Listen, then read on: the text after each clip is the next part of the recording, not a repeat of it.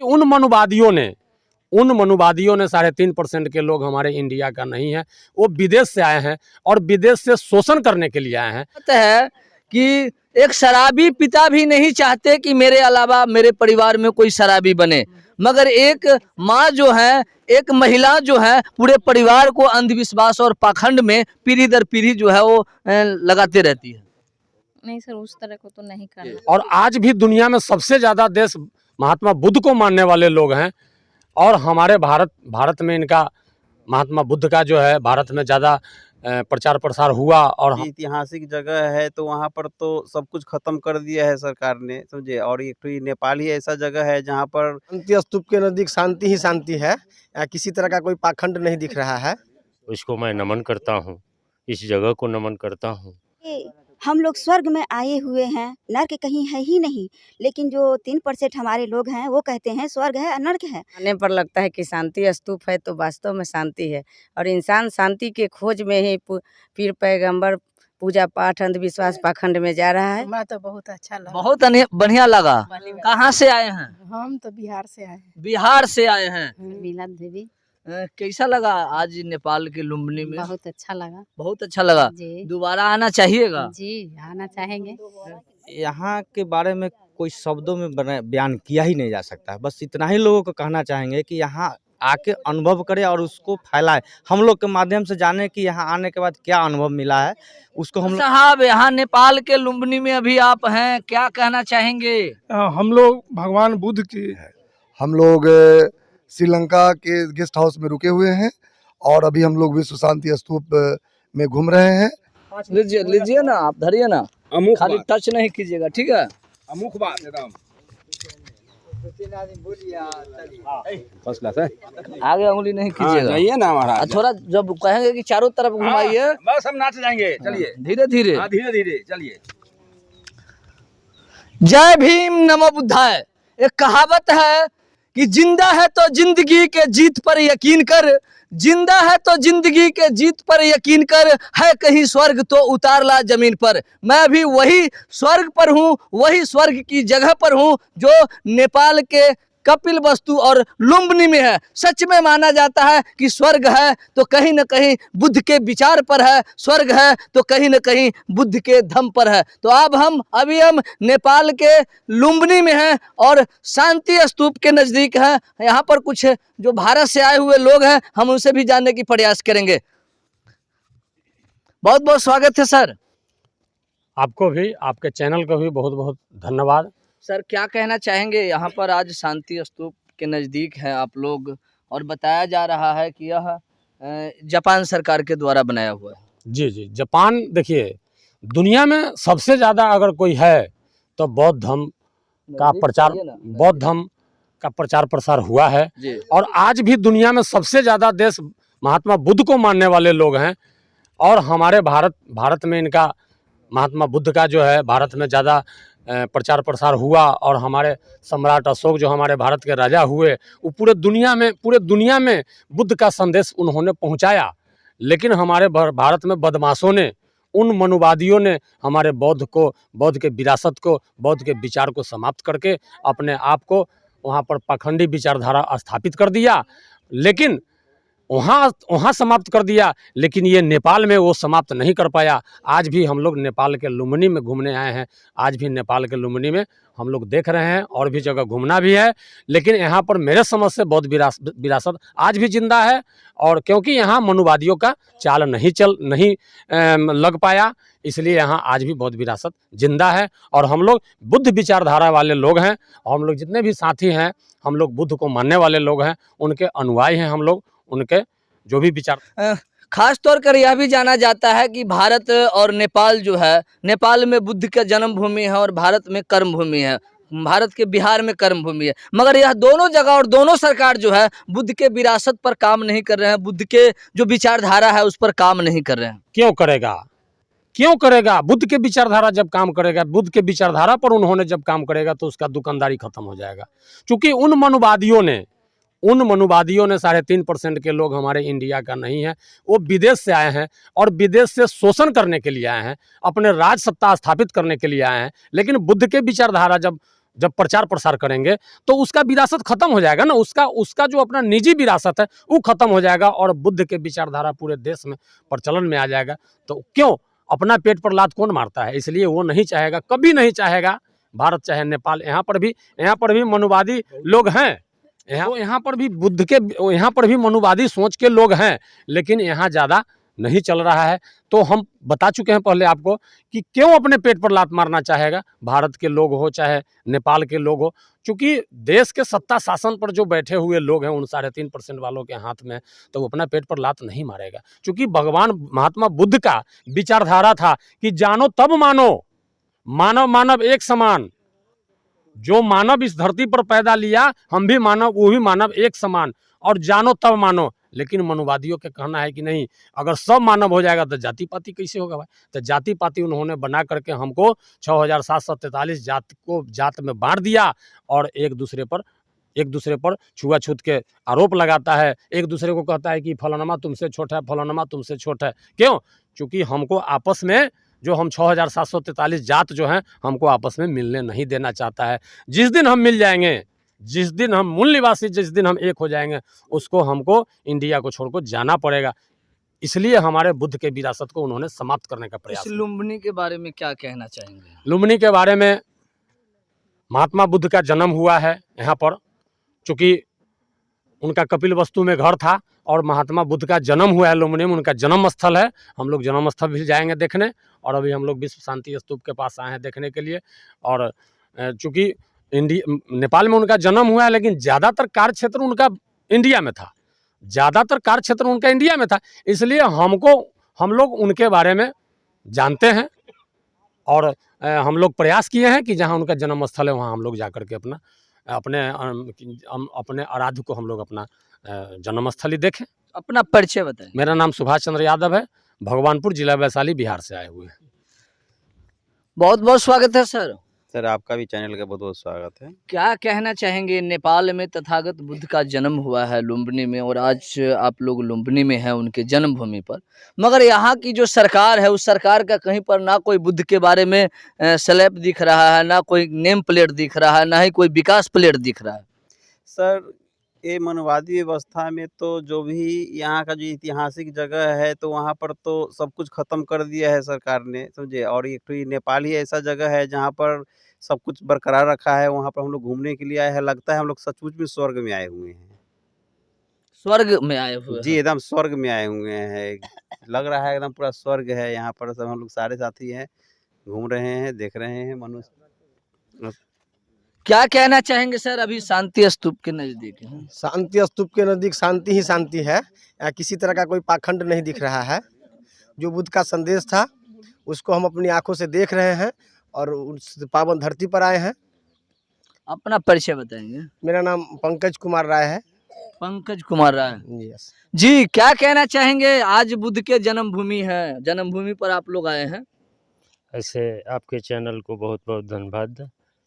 हम लोग भारतीय मूल निवासी सांस्कृतिक मंच की ओर से भारत के वैशाली से आए हैं, जहां बुद्ध के कर्मभूमि था। सबसे पहले यहाँ बुद्ध की जन्मस्थली है, उसको मैं नमन करता हूँ, इस जगह को नमन करता हूँ। बुद्ध यहाँ सिद्धार्थ थे। बुद्ध को ज्ञान मिला है मेरे भारत में, बोध गया में। बुद्ध हमारे बिहार में बुद्ध हुए हैं। आज हम शांति स्तूप के पास खड़े हैं। हम बड़ी तादाद में 200 के तादाद में 200 लोगों के तादाद में हम यहाँ लुम्बिनी आए हैं। ये पावन भूमि के दर्शन के लिए आए हैं। हम कहना चाहेंगे कि अब से पहले 1000 वर्ष हमारा भारत बौद्धिस्ट था। हम सभी बौद्ध थे, हम अशोका के वंशज हैं। मनुवादियों ने ये हमारा बौद्ध धम्म खत्म किया। बौद्ध धम्म एक विचारधारा है। यहाँ क्या कहना चाहते हैं शांति स्तूप के लिए? जो बुद्ध को नहीं जानते उनके लिए क्या कहना है? शांति स्तूप इसलिए बनाया गया कि यहाँ आकर के ये शांति स्तूप बौद्ध का परिचय देता है। बौद्ध के विचार से हमें शांति मिलती है। जिन जिन देश बौद्ध धर्म को अपनाया वो विकास किया। भारत नेपाल अपने को हिंदू राष्ट्र कहता है, हिंदुज्म है यहाँ, और हिंदू कभी नहीं चाहेगा कि बौद्ध का विचार देश में चले। चलिए भारत जी, अपना क्या कहना है? अभी आप लोग लुम्बिनी में है, तथागत बुद्ध के जन्मभूमि में। सबसे पहले तो मैं आपका चैनल को धन्यवाद देती हूँ और मैं बुद्ध की धरती पर आई हुई हूँ, जो मैं बुद्ध जी को मैं कोटि कोटि नमन करती हूँ। यानी कि हम लोग स्वर्ग में आए हुए हैं, नर्क कहीं है ही नहीं, लेकिन जो 3% हमारे लोग हैं वो कहते हैं स्वर्ग है और नर्क है। अगर स्वर्ग और नर्क रहता तो स्वर्ग में जिंदे लोग जाना क्यों नहीं चाहते हैं? नहीं जाना चाहते हैं ना। तो ये पाखंडवाद और अंधविश्वास में फैलाए हुए 3% के लोग हैं जो मुझे बुद्ध से अलग कर रहे हैं।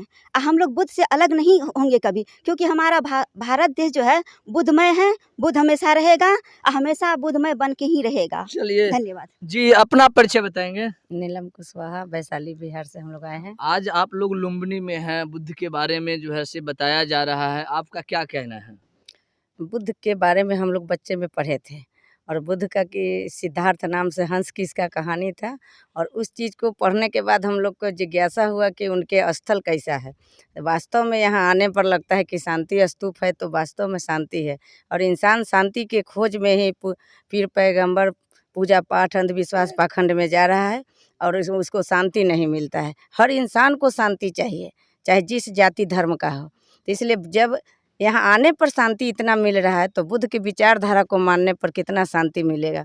तो हम लोग शांति की क्रांति के लिए हम लोग यहाँ पर आए हैं, और बुद्ध के विचारधारा को हम चाहते हैं कि पूरा देश और विदेश पूरा विश्व माने। और विश्व गुरु हमारे बुद्ध भी थे, गौतम बुद्ध तथागत, उनको बाद में तथागत गौतम बुद्ध बने, और उन्होंने पूरे जाते समय अंतिम समय तकले शांति का संदेश देते हुए गए। कहीं मानव मानव बुद्धम की क्या पहचान, मानव मानव एक समान। जी, आपको कैसा लगा? हमारा तो बहुत अच्छा लगा, बहुत बढ़िया लगा। कहाँ से आए हैं? हम तो बिहार से आए हैं। बिहार से आए हैं जी, अपना परिचय। प्रमीला देवी। कैसा लगा आज नेपाल के लुम्बिनी में? बहुत अच्छा लगा। बहुत अच्छा लगा जी, दोबारा आना चाहिएगा? जी आना चाहेंगे, अच्छा लगा है। सर अपना परिचय बताएंगे। मेरा नाम राहुल कुमार अधिवक्ता हुआ, हाजीपुर में प्रैक्टिस करते हैं। हाजीपुर में प्रैक्टिस करते हैं? वैशाली हाजीपुर बिहार। क्या कहना चाहेंगे इस लुम्बिनी के बारे में जो बुद्ध की जन्मभूमि है? यहाँ के बारे में कोई शब्दों में बयान किया ही नहीं जा सकता। बस इतना ही लोगों को कहना चाहेंगे कि यहाँ आके अनुभव करें और उसको फैलाएं। हम लोग के माध्यम से जाने कि यहाँ आने के बाद क्या अनुभव मिला है, उसको हम लोग शेयर करते हैं कि यहाँ के बारे में कोई शब्द में बयान ही नहीं किया जा सकता है।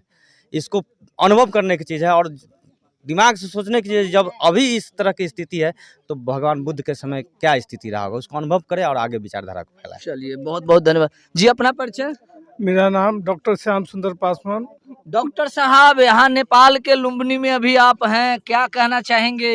हम लोग भगवान बुद्ध की जीवनी के बारे और उनके जो क्रियाकलाप के बारे में जानने के लिए हम लोग यहाँ आए हैं, और यहाँ हम लोग शांति महसूस कर रहे हैं। इनके विचारधारा को हम लोग आगे बढ़ाने का काम करेंगे। विचारधारा आगे बढ़ाइएगा बढ़ाएंगे जी। अभी लुम्बिनी है, लुम्बिनी में बहुत सारे लोग आए हुए हैं, जो भारत से तकरीबन 200 लोग आए हुए हैं, उसमें आप भी है। क्या कहना चाहेंगे, आने की क्या उद्देश्य है? आने का उद्देश्य है कि हमारे महान मानव का जन्म स्थल देखने के लिए, और पूर्व के वक्ताओं ने जो कहना था कह दिए। विश्व गुरु का जो उपाधि भारत को मिला उसमें गौतम बुद्ध और विवेकानंद जी का देन है। जो विश्व गुरु, इन्हीं दोनों महामानव के कारण भारत को ये उपाधि मिली, और इससे आगे क्या कहें। बहुत बहुत स्वागत है सर। बहुत बहुत धन्यवाद सर। क्या कहना चाहेंगे भारतवासियों को और नेपाल वासियों को, क्योंकि इस नेपाल की जो लुम्बिनी धरती है, इस धरती से? जी बहुत बहुत धन्यवाद। सबसे पहले तो मैं बता दूं कि हम लोग भारतीय मूल्यवासी सांस्कृतिक मंच के तत्वाधान में 3 दिवसीय जो प्रशिक्षण शिविर है, हम लोग श्रीलंका के गेस्ट हाउस में रुके हुए हैं और अभी हम लोग विश्व शांति स्तूप में घूम रहे हैं, जो बुद्ध का जन्म स्थली ये नेपाल, और हम लोगों को कपिलवस्तु भी घूमना है।